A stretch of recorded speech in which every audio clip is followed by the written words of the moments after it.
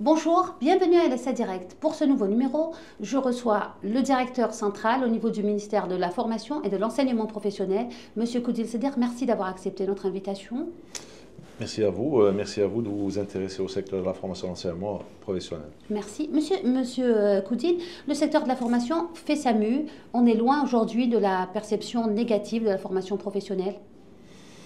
Je dois dire effectivement, oui, vu disons, l'engouement que ça suscite auprès de la jeunesse, et pas que, hein, pas que justement pour justement aller, si j'ose dire, au bon des établissements du secteur de la formation professionnelle, notamment sur certaines spécialités ou métiers qui sont très très demandés, où nous arrivons très difficilement justement à satisfaire la demande en formation. Lesquelles, les des Effectivement. spécialités? Donc on peut citer, puisqu'on est sur la capitale, on peut citer les métiers liés aux arts graphiques, à l'industrie audiovisuelle, donc aux techniques audiovisuelles. Donc l'informatique, certains métiers liés à l'informatique, justement, où nous peinons justement à satisfaire la demande qui est sans cesse croissante. Et ça prouve aussi qu'il y a de la qualité de la formation et qu'il y a surtout de l'insertion qui est derrière cette formation qui est faite au profit des jeunes. Ça prouve peut-être aussi qu'on est enfin passé du... on ne choisit plus la formation professionnelle, on choisit plutôt la formation professionnelle parce que c'est un choix, c'est un métier qu'on veut faire et non pas une voie d'échec, la voie de ceux qui ont été exclus du système éducatif. Sincèrement, je ne sais pas si je pourrais parler Oui, de cette mue, parce que je pense que c'est plus une, je ne sais pas si je vais dire problème, mais c'est juste, disons, une question sociétale, dans le sens où tout un chacun doit dire qu'il ne faut pas être médecin ou avocat tout ou le monde ne peut pas ingénieur. être médecin ou Voilà, tout le avocat. monde ne peut Oui. pas être médecin et que et on a vu des exemples très concrets. En suivant une formation professionnelle, on peut aisément justement s'insérer dans la vie active et vivre d'une manière très aisée à travers justement une formation qui est faite au niveau du secteur de la formation professionnelle. Et effectivement, de plus en plus, nous constatons que les gens viennent par choix au secteur de la formation et l'enseignement professionnel. Et qu'est-ce que fait le secteur pour attirer justement ces apprenants? Beaucoup de choses, Alors, hein. lesquels? Beaucoup de choses. Je dois dire aussi que le secteur est sur une nouvelle dynamique très appréciable. Justement, cette dynamique vient suite aux assises qui se sont tenues, les assises de la formation La et formation l'enseignement professionnelle, professionnel, qui se sont tenues le 21 et 22 décembre de l'année écoulée, où un certain nombre de choses ont été dites, qui ont regroupé quand même pas mal de, plus de 1300 entre experts, formateurs, entreprises, organisations internationales qui tournent autour, qui activent dans le secteur, dans le système éducatif d'une manière globale, et qui ont débattu de beaucoup de thématiques qui ont pour ambition justement toujours, je parlerai de mots qualité, justement qualité améliorée dans le système de formation professionnelle. Donc il y a énormément de choses, en décembre ça s'est tenu, mais énormément de choses. Il y a eu plus de 300 recommandations. qui ont Des tourné recomm- essentiellement autour de... Moi, j'ai envie de dire, pour résumer les 8 ateliers qui se sont tenus, je dirais autour de la qualité. Et lorsqu'on dit qualité, c'est plusieurs paramètres qu'il faut prendre en compte. Donc, il y a eu des ateliers qui tournaient autour des aspects adéquation en formation emploi. Il y a des ateliers qui ont tourné autour de la qualité de la formation, d'une manière globale. On peut aller vers le détail. On a pour la dynamique, disons, partenariat public-privé, donc tout un atelier qui a été dédié justement puisque ce secteur quand même, il est accompagné dans ce service public par pas moins de 700 établissements privés, donc des écoles privées qui nous accompagnent justement à développer cette formation professionnelle, cette formation et enseignement professionnel.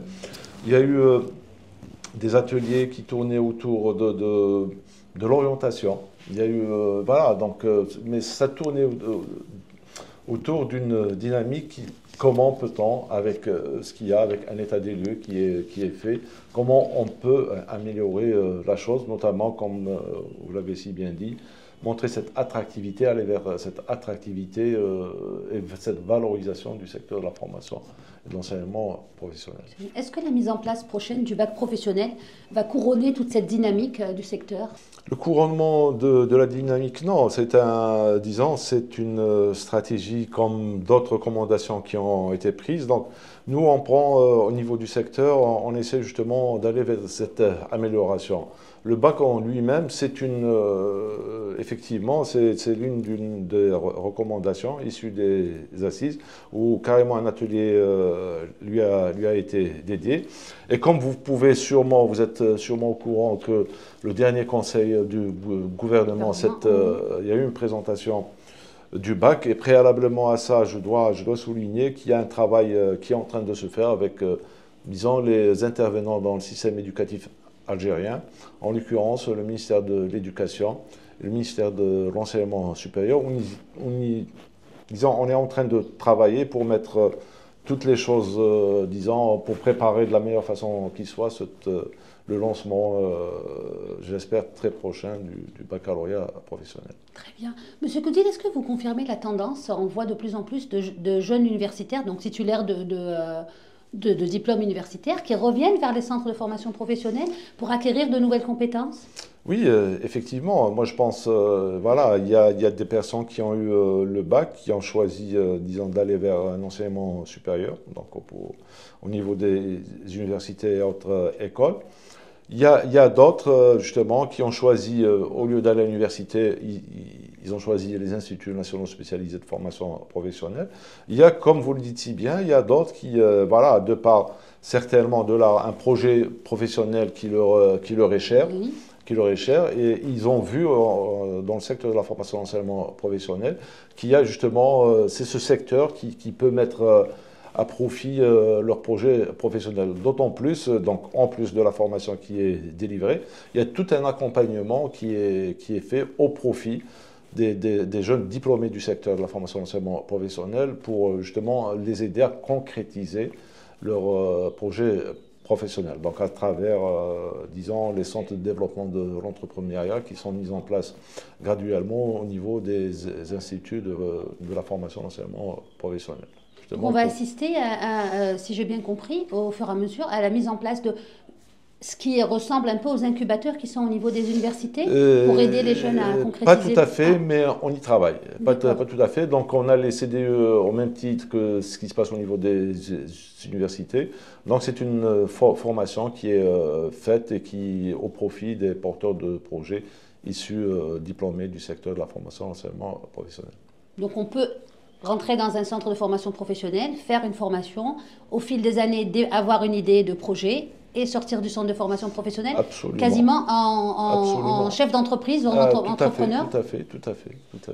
Donc voilà, il y a cet accompagnement qui est fait. Et la particularité, c'est que cet accompagnement, il est fait en étroite collaboration avec le ministère chargé des startups. Donc qui avec eux, il y a eu tout un programme qui a été élaboré. Même la formation de nos formateurs a été assurée par nos amis et collègues du ministère des startups, justement pour mener à bien cette noble mission que d'accompagner les jeunes diplômés. La nomenclature des formations, Monsieur Koudil, elle a été actualisée? Disons, nous, au niveau du secteur, on n'attend pas que la nomenclature soit actualisée pour lancer des nouvelles formations. Donc, de par le passé, je peux dire qu'on a actuellement une nomenclature dans son édition de 2019, donc où on retrouve près de 500 spécialités réparties sur 23 branches professionnelles.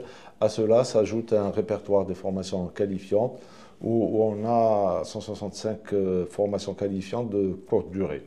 Donc toutes ces formations, c'est vrai, on les retrouve dans des documents, mais ça n'a pas empêché le secteur de développer des formations qui ont eu, disons, dernièrement, lors de la visite de M. le Président de la République au niveau de la wilaya de Boumerdès, lors de l'inauguration des stations de dessalement d'eau de mer. Donc c'est une formation qui a été faite bien qu'elle n'existe pas dans dans la nomenclature des spécialités de la formation professionnelle, mais on a vu qu'il y avait un besoin qui a été exprimé, il y a un besoin qui est là, qui est criant, qui dit, voilà, il y a des stations d'épuration, plutôt il y a des stations de dessalement d'eau de mer. Donc il faut bien sûr une ressource humaine qui puisse justement faire travailler ces stations. Donc au niveau du secteur, donc on a fait tout ce qu'il faut, surtout notamment en matière d'ingénierie pédagogique, en matière de formation de ressources humaines, justement pour répondre à cette question. Et le meilleur exemple, c'est la visite du président de la République. Lui, il a carrément salué tout cet effort qui a été fait par les établissements de formation professionnelle. Et je peux citer d'autres formations à l'image de la cybersécurité, à l'image de certains métiers liés à l'agriculture qui répondent de plus en plus, disons, aux recommandations, aux orientations des hautes autorités du pays. Parce qu'il ne s'agit plus aujourd'hui de former pour former, M. Koudil. Non, absolument. Et la difficulté est là par rapport, justement, on reçoit des jeunes qui veulent se former ils veulent, si j'ose dire, si j'ose caricaturer ainsi, porter une blouse blanche. Mais ce n'est pas toujours cette blouse blanche voilà, qui va te permettre de trouver un emploi. Il y a un travail qui est en train de se faire avec nos amis de l'ANEM, justement pour qu'il y ait cette orientation. On s'est retrouvé à former des gens où les possibilités de trouver un emploi sont très minimes. À l'inverse, il y a des formations où voilà, la demande, le diplôme est posé au niveau de l'ANEM et tout de suite, il y a une entreprise qui vient prendre cette autre personne. Donc on est en train d'inverser la tendance, disons, la rentrée de février, on a senti déjà ce petit changement. Il y a eu de la communication donc, qui est faite auprès des conseillers pour justement réorienter les offres de formation vers les métiers qui portent. Donc nous y travaillons. Et cette nomenclature, vous avez cité la nomenclature, actuellement nous sommes en train de travailler, donc l'équivalent de la nomenclature, mais qu'on va appeler référentiel national des formations et compétences. Donc c'est tout un travail qui est en train de se faire justement. Donc au lieu de parler de formation, etc., on va aller plus en détail dans les formations, aller carrément vers les compétences, même si s'il y a une formation donnée, si je cite le maçon, donc quelles sont les compétences pour la maîtrise de la formation maçon, donc ériger des murs, construire, etc. Oui. Donc voilà, on va aller vers le détail donc avec la fiche métier, les compétences inhérentes à l'exercice du métier, etc. Donc pour aller vers un maximum d'informations qui peuvent être, ces informations qui peuvent être exploitées par plusieurs personnes, les entreprises, les demandeurs de formation, les gens de l'ANEM, voilà, donc toutes les personnes qui sont intéressées par l'environnement de la formation professionnelle d'une manière globale peuvent se retrouver dans ce document. Est-ce qu'il y a des passerelles avec le monde du travail, le monde économique ? J'ai envie de dire, heureusement, oui. Heureusement qu'il y a cette passerelle. Il y a énormément de conventions qui sont signées, que ce soit au niveau local, que ce soit au niveau central, entre départements ministériels, entre, disons, des fois des établissements de formation professionnelle avec des entreprises, justement pour... en plus de former pour un besoin qui peut être exprimé, mais même pour, disons, l'aspect lié au stage pratique, l'aspect lié au placement des apprentis, parce qu'on travaille pour le développement de plus en plus du mode de formation par apprentissage, pour le placement des apprentis au niveau des entreprises, pour assurer où la majeure partie de la formation se déroule au niveau des entreprises. Donc effectivement, j'ai envie de dire, tout un travail est en train de se faire pour créer cette passerelle. Actuellement, la dynamique aussi, elle est vers la création de centres d'excellence. Donc il y a eu le mois d'avril passé, avec nos amis, nous avons beaucoup d'amis d'ailleurs, avec nos amis du ministère de l'Industrie, donc les deux ministres, le ministre de la Formation et l'Enseignement professionnelle, le ministre de l'Industrie, ensemble, on a travaillé ensemble, les cadres des deux secteurs ont travaillé ensemble pour la mise en place d'un certain nombre de ce qu'on a appelé les centres d'excellence. Donc il y a eu l'inauguration du premier centre entre les deux ministres au niveau de la wilaya de Bouira, plus précisément à Ain Bessem, pour dédier au métier du textile et cuir. Donc pour dire, la mise en place de ces centres d'excellence ne peut se faire sans la participation effective, je souligne ça, participation effective de ou des entreprises qui excellent dans un domaine précis. Ain Bessem, c'est carrément avec le cluster qui regroupe un certain nombre d'entreprises du domaine textile et cuir, qui travaillent dans ce domaine, qui a été, disons, où on a travaillé avec eux pour la mise en place de cet établissement d'excellence. La même chose qui est en train de se faire pour l'ouverture d'autres centres d'excellence. Quelle est la différence donc entre un centre d'excellence et un centre de formation professionnelle ordinaire? Disons, donc en plus des formations qui peuvent être exprimées par les entreprises, il y a pratiquement tous les niveaux de qualification peuvent être dédiés peuvent être lancés au niveau de cet établissement. Et de un, la formation continue au profit des entreprises peut être assurée par ces établissements d'excellence. On est en train de travailler au niveau du secteur pour carrément travailler sur un niveau de qualification supérieur, donc qui va être assuré par ces établissements d'excellence. Il y a aussi le travail d'ingénierie pédagogique en matière d'élaboration de la documentation technique et pédagogique, en plus de la formation ou le perfectionnement technique des formateurs. Donc c'est ces missions-là qui viennent justement montrer cette excellence au niveau de ces établissements. Monsieur Koudil, est-ce qu'on a une idée du taux d'employabilité des stagiaires qui arrivent au terme de la formation, des diplômés du secteur? Sincèrement, je n'ai pas des chiffres précis, récents, mais je peux vous assurer que les diplômés du secteur, quand même, sont en termes disons, d'embauche, sont disons, plus importantes que d'autres personnes issues d'autres secteurs. Probablement plus que les diplômés de certaines filières universitaires, ça c'est certain. Hein. Le monde du travail a besoin aujourd'hui de nouveaux profils, de nouvelles compétences. Oui, justement, c'est pour ça que j'ai dit que nous sommes en train de travailler pour la révision de cette nomenclature. Donc il y a un certain nombre de formations nouvelles qui vont être notamment dans les aspects liés au numérique, digital d'une manière globale. Il y a énormément de formations sur lesquelles on est en train de travailler avec les acteurs qui travaillent dans le domaine du numérique. Donc, dans le domaine de l'agriculture, dans le domaine de l'industrie pharmaceutique aussi. Donc, nous y travaillons justement pour faire ressortir. Mais j'ai envie de dire, voilà, il ne suffit pas d'avoir un document qui va dire, voilà, on forme dans ça. Donc on est dans une dynamique, au sens propre du terme, dynamique. Il y a un besoin qui est formulé aujourd'hui, il faudrait qu'on ait une réponse en termes de formation le plus rapidement possible.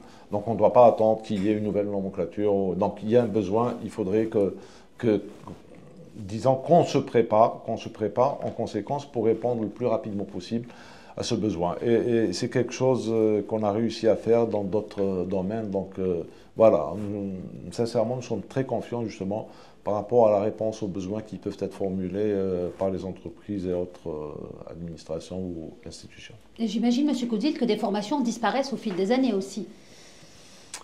J'aime pas trop le mot disparaître, mais disons qu'ils ne sont pas très demandés ou disons l'offre de formation n'est pas, voilà, n'est pas plutôt l'offre d'emploi n'est pas très importante. Mais je pense, voilà, parce qu'il y a aussi des demandes qui peuvent être formulées par des personnes. Nous assurons aussi un service public pour une formation. Voilà, nous assurons des formations pour les femmes au foyer. Donc, ce n'est pas toujours voilà, par rapport à une entreprise qui demande. Donc, effectivement, donc, voilà, un métier, quelque part, ne disparaît pas. il est toujours là, mais voilà, en termes d'embauche, peut-être l'embauche est vraiment, disons, presque nulle, mais il ne disparaît pas. Oui. Et en termes de programmes, est-ce que les programmes évoluent au fil des années, les programmes? Absolument, absolument. D'ailleurs, je viens de revenir d'une petite commission. Parce qu'en fait, disons, la particularité du secteur, c'est qu'il dispose d'un réseau, ce qu'on appelle d'un réseau d'ingénierie pédagogique, qui est composé de 7 établissements, où la principale mission, c'est l'élaboration de tout ce qui est documentation technique et pédagogique. Parmi ces documentations techniques et pédagogiques, c'est l'élaboration de programmes de formation, donc les programmes de formation. Ces programmes sont élaborés selon une méthodologie, selon une approche dite par les compétences, où disons, le noyau, l'axe central, c'est l'entreprise. Donc, en faisant participer l'entreprise dans tout ce qui est en termes déjà d'analyse, ce qu'on appelle l'analyse de situation de travail ou l'analyse de leur métier, jusqu'à, disons, la mise en place des contenus de formation et l'homologation de ce programme qui est faite toujours avec les entreprises. Et bien sûr, il y a toujours une remontée, disons que par exemple, tel module de formation, voilà, initialement avec une durée horaire de temps, mais voilà, ça ne nécessite pas tant, il y a lieu de réviser soit à la hausse, soit en bas. Il y a aussi les aspects liés à certains métiers où la technologie avance d'une manière très rapide, où il faudrait justement, il faudrait s'adapter. Au fait, disons, le plus difficile pour moi, c'est même pas de réécrire le programme, c'est plus d'accompagner les formateurs pour la maîtrise de ce qui va être changé dans le programme. Donc aujourd'hui, il y a une nouvelle technique, une nouvelle technologie qui est mise en œuvre pour assurer une compétence donnée, maîtriser une compétence donnée. Donc il faudrait justement accompagner le formateur qui avait l'habitude d'assurer cette compétence pour qu'il soit lui-même, il faut qu'il acquiert cette compétence, il faudrait qu'il maîtrise cette compétence. Donc il y a cet accompagnement, cette formation, ce perfectionnement des formateurs, justement, qui pour moi encore plus importante que l'actualisation des programmes de formation. Donc je dirais que ça va avec. Donc effectivement, on essaie et on accompagne tous les programmes de formation qui ont des actualisations par rapport à travers justement un accompagnement en termes de formation de formateurs. Donc les formateurs aussi ont j'imagine, droit à des actualisations régulières? Effectivement, vous l'avez si bien dit, ils ont droit à ce perfectionnement et effectivement au niveau. Et il se fait? Bien sûr qu'il se fait, bien sûr il se fait. Selon bien sûr les disponibilités parce qu'on peut pas libérer un enseignant alors donc selon une périodicité, selon les demandes qui peuvent être formulées par les formateurs, parce que des fois on demande même l'avis des formateurs pour justement élaborer un plan de formation qui est destiné principalement au profit des formateurs. Là, pour les perfectionnements, que ce soit pédagogiques ou techniques, qui sont assurés aussi par, comme je l'ai dit, par les établissements du réseau d'ingénierie pédagogique. Les établissements de formation privés, M. Coudil, quels sont les rapports du ministère avec leurs représentants? Les rapports sont très bons. Très très bon. Ça fait pas dernièrement, dernièrement il y a eu une rencontre très très appréciable qui a été très saluée par les représentants des établissements privés. Donc c'est une rencontre qui a été organisée par le ministre de la Formation et de l'Enseignement professionnel au profit des établissements privés, comme je l'ai dit, pour aller vers ce partenariat public-privé, où l'occasion leur a été donnée sans tabou, sans aucune si j'ose dire, retenu, de discuter toutes les problématiques qu'ont soulevées les participants. Il y avait du monde, je peux dire qu'il y avait du monde. Il y avait une représentativité des écoles privées. On sentait en fait cette inclusion qui a été offerte par le secteur au profit de nos partenaires. Donc, on travaille pour une mission, disons, commune. donc justement pour débattre de toutes les problématiques qui ont été soulevées. Et j'insiste à dire que cette rencontre, elle était saluée à l'unanimité par les présents à cette réunion où voilà, ils ont soulevé tous les problèmes qu'ils vivent. Voilà. Ils vivent des problèmes de quelle nature Généralement, ça ne dépend pas tout à fait Oui, du secteur. Il y a disons, des contraintes d'ordre administrative oui. sur lesquelles, des fois, d'ordre, disons, euh, financière, mais qui ne dépendent pas directement du secteur de la formation et de l'enseignement professionnel. À juste titre, il y a eu même discussion sur disons, les modalités de révision d'un certain nombre de choses réglementaires qui peuvent être discutées entre les établissements privés et pour trouver le juste milieu qui puisse arranger les deux parties pour aller vers une qualité de la formation, que ce soit qui peuvent être délivrées par le secteur privé ou le secteur public. Monsieur Coudil, ces établissements ont beau être privés, mais je suppose qu'ils sont quand même soumis au contrôle de votre ministère. Absolument. Donc, pour être déjà agréé, pouvoir enseigner par rapport au système de la formation d'enseignement professionnel, il faut répondre à, disons, un cahier de charge. Donc, il faut respecter le cahier de charge. Et bien sûr, qui dit cahier de charge, il faut qu'il soit respecté. Même si aujourd'hui, il est respecté en termes lorsque ces établissements font leurs demandes. Mais il faudrait que, voilà, par la suite, ils respectent les engagements qui ont été pris à travers, disons, le cahier de charge qu'ils ont accepté, signé, etc. Sur le plan pédagogique, infrastructurel, contenu de formation, etc. Donc, bien sûr, ils sont soumis au contrôle, au même titre que les établissements publics d'ailleurs, voilà, au contrôle des inspecteurs de la formation et de l'enseignement professionnel. Et lorsqu'on choisit, Monsieur Coudil, d'aller vers un établissement de formation privé, comment on peut s'assurer que le diplôme qui est délivré est reconnu par l'État? Déjà, c'est le même diplôme. D'accord. Déjà, c'est le même diplôme. Donc, on peut dire qu'il est reconnu par l'État. Ils ont cette obligation de suivre les contenus de formation qui sont délivrés par les établissements du réseau. Donc, ils utilisent les mêmes programmes de formation, au même titre que ceux de l'éducation nationale. Donc, ils ont cette obligation de suivre.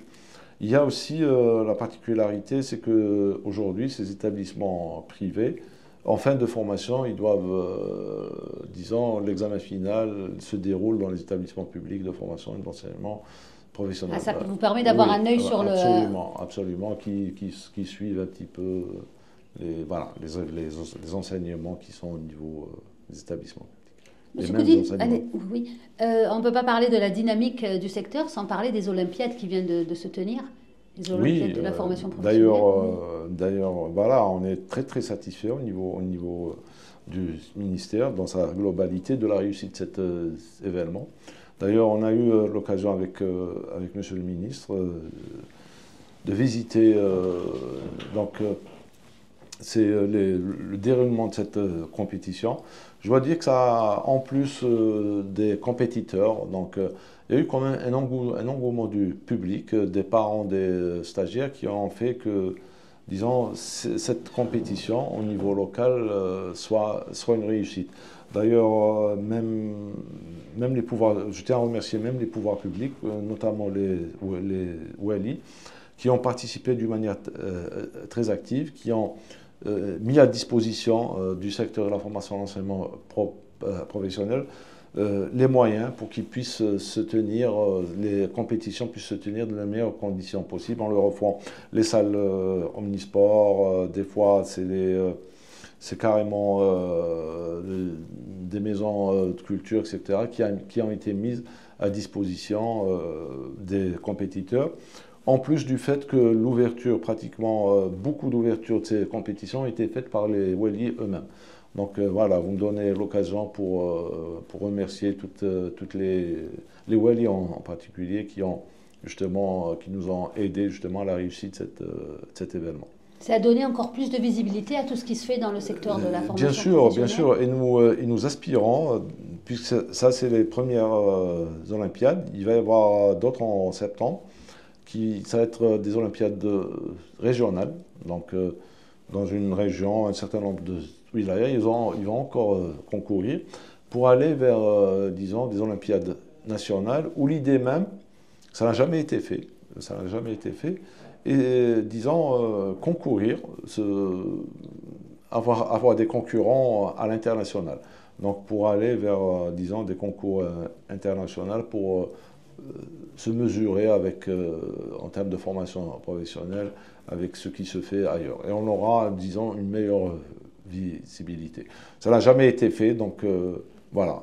Il y a quand même raison d'y croire, d'avoir confiance que voilà, il y a quelque chose qui est en train de se faire, il y a cette dynamique qui est en train de se faire, qui est encourageante. Et ça va devenir une tradition, les Olympiades? Certainement, Oui. certainement. Ça va être une tradition. Déjà, au niveau local, ça a été une réussite. Donc, voilà, donc, et ça a créé cet engouement.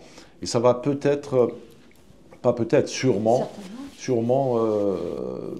faire réfléchir certains jeunes qui sont encore indécis quant au choix professionnel ou au choix qui peuvent être faits de leur vie. Ça va peut-être susciter des vocations? Je l'espère, je Oui. l'espère. Ben, c'est tout ce qu'on souhaite. On souhaite aussi beaucoup de réussite à tout ce que vous entreprenez, Monsieur Coudil. Merci En beaucoup. vous remerciant d'avoir accepté de répondre à toutes nos questions. Avec plaisir. Quant à nous, on se retrouvera la semaine prochaine avec un nouvel invité et une autre thématique. Merci de nous avoir suivis.